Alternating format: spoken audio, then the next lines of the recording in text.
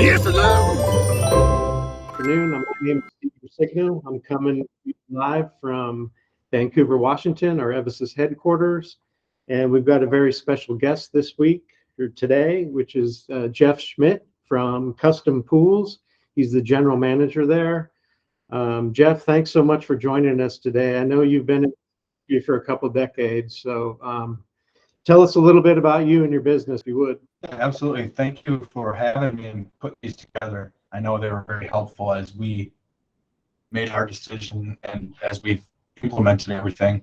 I've been in the industry since 2003 and have worked with different software platforms. We've really taken a liking to Lou because of the cloud-based and just all the evolution that's been happening as you guys have implemented new things. But I started back when we used paper copies for everything, and we had file folders on file folders on file folders, and so now we're making a push to go paperless, not really for the environmental reason, more so for the ease of use for the customers and for our employees. And so Lou is helping us do that. But so we've seen it from the early software implementation all the way to now what we see with Lou.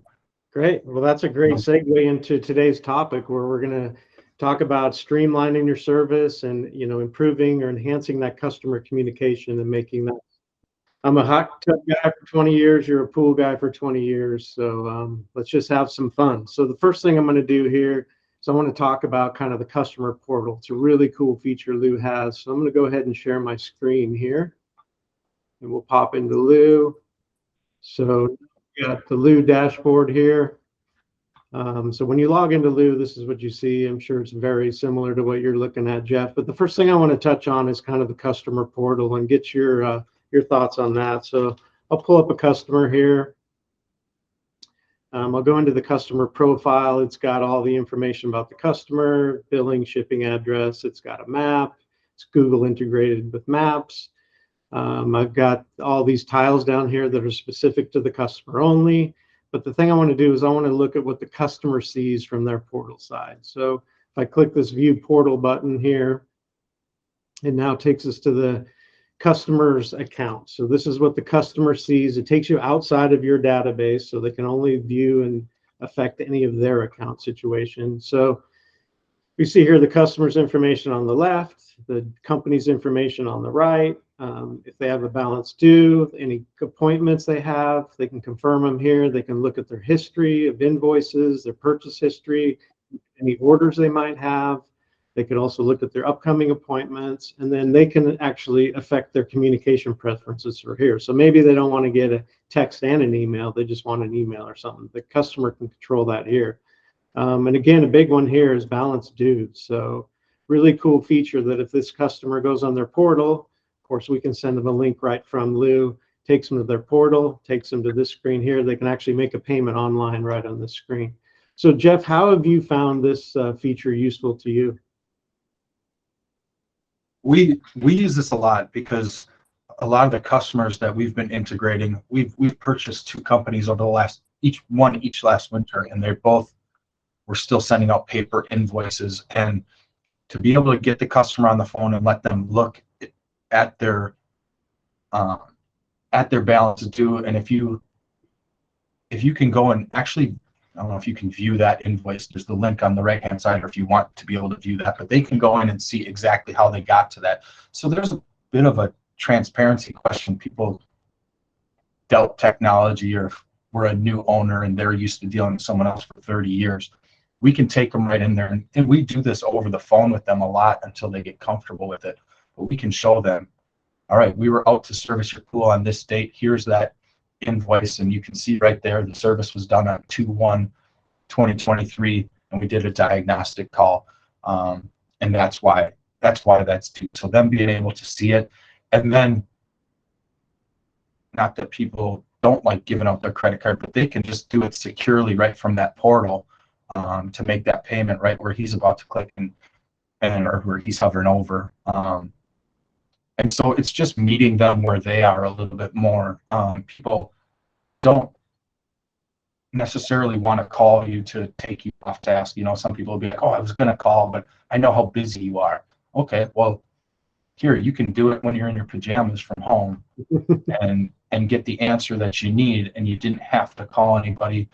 You were able to pay the invoice. You didn't have to read off a credit card to someone who then put it into a system. And it makes us more efficient, because I'm sure a lot of people that have taken credit cards over the phone, you write it down, you put it into the system, maybe you wrote down the number wrong, or you keyed it in, or you got sidetracked. It's just, now you've got to call that customer back.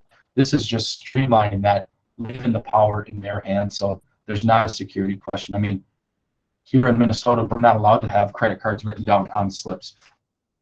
Technically, that's a PCI violation, or whatever that is.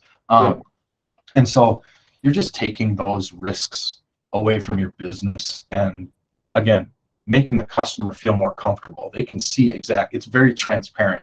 Oh, they have a question on it. You know, aside from this, they can go back one screen and go to the message, and then just send you a message. Hey, I was looking at my invoice and I have a question on that. Okay. Now we can track that we answered that concern that they had, or that question. It's in their messages, stored in lieu, so you can go back and see, okay, what have we talked about with this customer? What messages were they? Internal messages? Were they messages with them? They're all in lieu, so it gives you that platform to house all of that. Right. Awesome. Cool. Thanks for that, Jeff. Yeah. So the other thing I kind of want to segue into here is the digital door hanger. So another cool feature in Lou is you're able to send a digital door hanger to kind of let the customer know what you did when you're out in their backyard, any follow-up notes you want to leave from them, next visit notes, that sort of thing. So that's triggered out of our work order outcomes. So I'll go ahead and just go into a work order here for the same customer. And if I go to this create work order outcomes, so this is basically the field for when you want to put the door hanger. So you can type any notes you have to the customer, you know, thank you for your business. We did this, this, and this. You can also include in this door hanger any kind of water test readings, and then any next visit notes. You could just toggle this on and type in whatever notes you want the customer to be aware of for your next visit. You can actually add some extra labor down here if that was the case. And then when you go ahead and complete that work order, it's going to trigger an event which will send that electronic door hanger to the customer. So have you found those helpful at all, Jeff? Yeah. I mean, one of the biggest things for the service department, at least up here in Minnesota where we are, is people, because we've got such a short season, they always want to know what the guys find, or what the crew find when they're out, or have they been there, or what time are they coming. And so this allows us to answer that question without a whole bunch of back and forth, because as someone who's always been based out of the office, I haven't been out in the field as much. I was having to call them, get the answer, call the customer back, just to provide that. And if they had a follow-up question, you're like, okay, now I got to go back again. This gives the ability to send them the door hanger, lets them know, hey, we were out, we did this, it's complete. We're going to be coming back because we found this. Or maybe everything's complete, enjoy your pool. And then it gives them that ability, because they got the door hanger, they can message us right back. So if they have a question, they go, oh, I still want to know this. All right, you click one button and get into their portal and message back to it, and they can get back to us. So it's streamlined and made it so we're not playing the game of telephone as much. It's streamlined the ability. A lot of times it's a preemptive strike a little bit, because they don't feel like they need to call and ask, have you been there? They've already been notified. We have been there and everything went well. Or we have been there, we found this was the issue with your heater and we're going to be coming back. Now they're not sitting there wondering and waiting. You let them know, they can go back about their day, and your technicians can continue on with their day. And technicians don't want to answer their phone. They don't want to be getting calls from the office. And so this is a way for them to kind of just keep things moving. Yeah, awesome. Cool. Thank you for that. So now the next feature I kind of want to talk about here is our site profile. So Why are site profiles important? Well, they give you a lot of important information about where your technicians are going, right? So if I go into this customer I've been playing with here this afternoon, morning, I can see they have a site profile for a hot tub in this case. So I can click into the site profile. You know, I named it hot tub. They might have a hot tub, they might have a pool, they might have a sauna, whatever. So you can make different site profiles for the different, you know, whatever they have, product they have in their backyard. So in this case, it's a hot tub site profile. So I put the water volume cubic feet up here. Just a little trick I learned is we don't talk cubic feet volume in this industry, we talk gallons. So, but in order to have that water testing work correctly, you have to have the cubic feet, right? So quick Google gallons to cubic feet gives you that amount, right? So in this case, I like to put on this first line of the site profile for the attribute, the gallons, and then what they are. So that's what our technicians are used to dealing with, is gallons, right? And then if they have any pets, you can put that information in there. If they have a gate code or any special information that you need to know about that homeowner or that property you're going to. Have you found any use for these site profiles, Jeff? Yeah, we predominantly use it for gate codes or garage access codes. Those are the main things we come up with. We've had the same technicians in some way or another, but as we start to scale now, we're finding the need to put, you know, the automatic cover switch is located here, because otherwise we get technicians out there that are like, okay, I'm in the yard, but where's the key switch to open this cover? It's like, oh yeah, it's up on the deck by the back door. Oh yeah, that would have been great to know. Like, so I wasn't wandering around like an idiot or whatever they, you know. And so we've been using kind of more site specific things like that. You know, pool equipment is around the left side of the house, so they know, you know, or hey, park here. We've got some pools at pretty large compounds, if you will. And so it's like, you know, letting them know, oh, park down by the service garage, so you're not wheeling all your stuff clear across the neighborhood just to get to where you could have made it a lot easier. So as we scale and we don't have the tech that's gone out to that same house for 10 or 15 years, and we bring new people and we're working to unload our seasoned technicians' brains in here and have them put these notes in, because the whole idea is that you don't need that one specific tech that's done it forever, that you can send anybody and they're able to succeed in that yard. Yeah, no, great point. Great. You know, your techs out in the field have visibility to this, obviously, on the loose schedule app. We're not going to be showing that today, but all this information that you have on this customer transposes into stuff your technicians can see out in the field. So it's a very cool feature. The other, quickly, I want to touch on a couple features, which are the interviews and checklists. So I know we talked about this, Jeff, and you guys use these. So I'm just going to go into a work order here.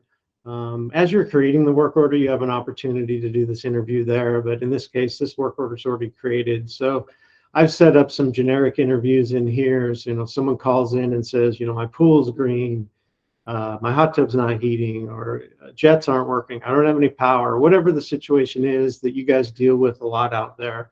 I recommend these interviews because it's really kind of a quick troubleshooting thing that, you know, one of the hardest jobs in any of your companies, I guarantee you, is the people that have to answer the phone to schedule service calls, right? It's never a happy person. It's usually something's going on.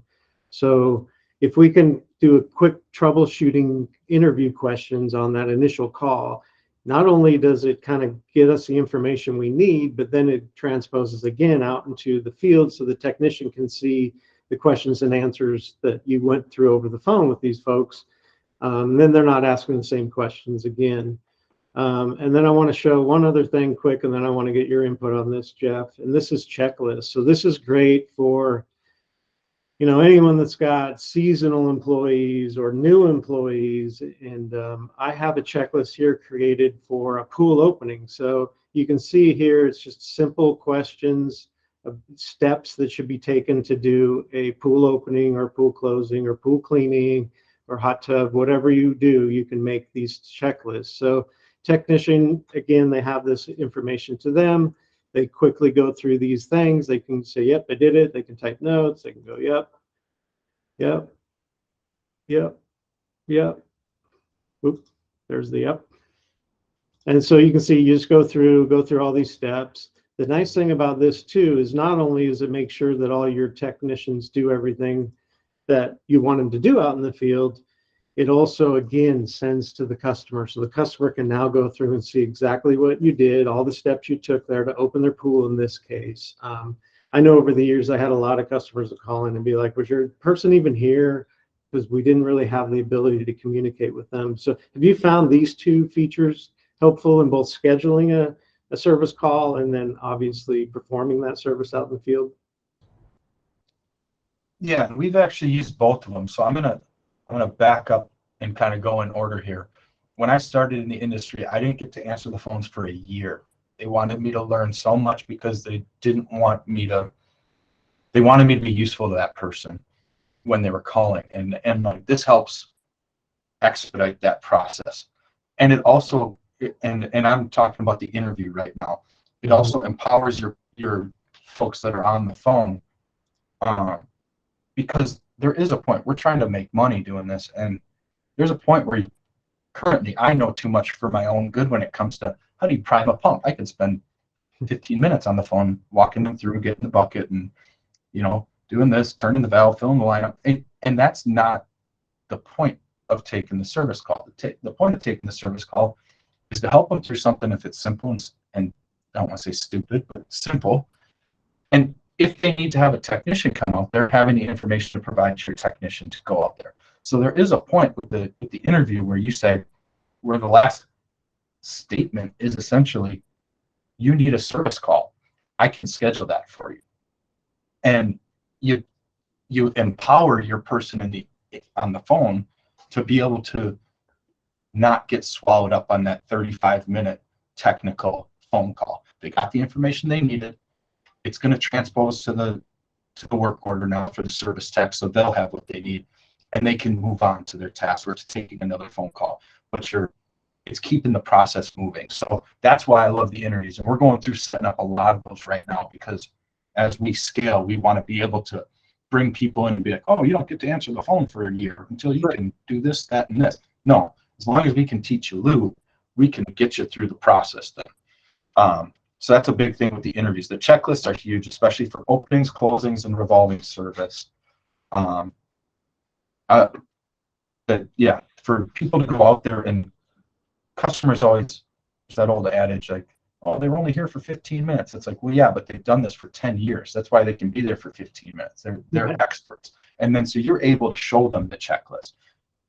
It had, yeah, they put your plugs in and they took your baskets out, and whatever goes into winterizing a pool or a weekly pool check for your company.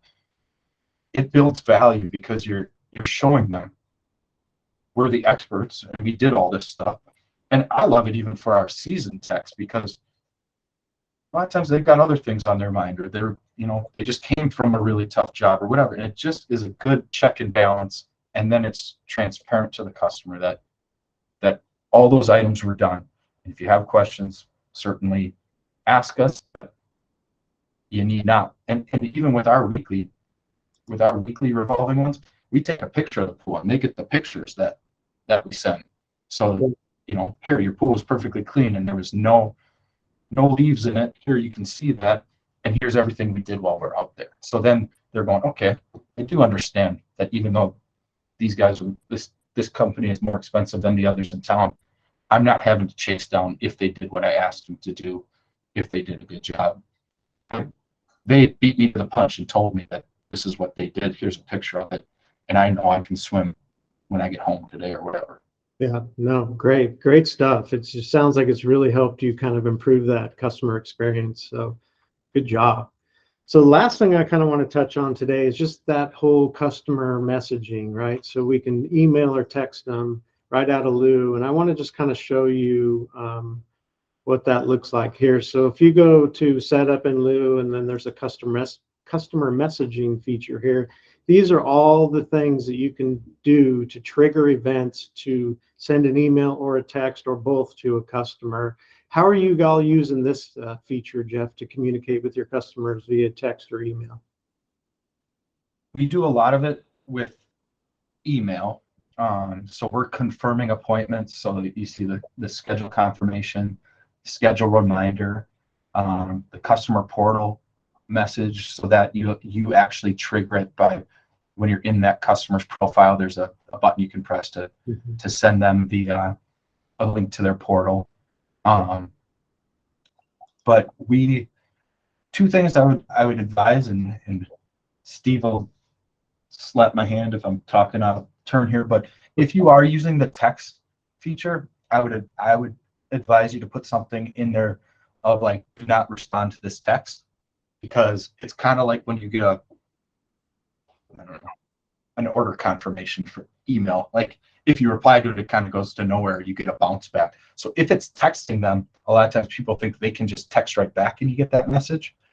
And Lou, correct, Steve, Lou is not able to take an incoming text or at this point. Yeah, great best practice right there. Add some sort of verbiage to your text message or email message so that you basically direct them how you want them to communicate back to you. Great point. Great point. Yeah, but we find it very useful just to kind of keep them in the loop on little things, all of our invoices. So it's nice to have the language pre-written right in there. So when the triggering event happens, it populates that. And I'll be honest, we have people that work here that are great at how they communicate and how they write an email. And we have people who write emails similarly to how they talk. And so it's very casual and it's oftentimes improper. So this is a way for us to control that and kind of, get that message to people clearly. A lot of the people we're working with are quite affluent. And so if we send them a message with a bunch of slang in it or improper punctuality and things like that, it reflects poorly on the business. And we're trying to sell them a high-end experience. And if they're getting something that is not communicated that way, it's not as good of an experience. So it's a way for us to kind of control that narrative a bit more. That's what I like it for. And people do choose in their portal, hey, I'd rather get text messages. I never look at my email. I'd rather get text messages. And that's fine, because you can meet them where they are on their preferences. But it's just, dialing in those messages has helped us just to communicate with people. Yeah, great point. Great point. So let's take a quick pause here and reach out to our wonderful panelists there, Shannon, to see if there's any questions out there for Jeff or myself. Don't have any new questions. I did answer a question.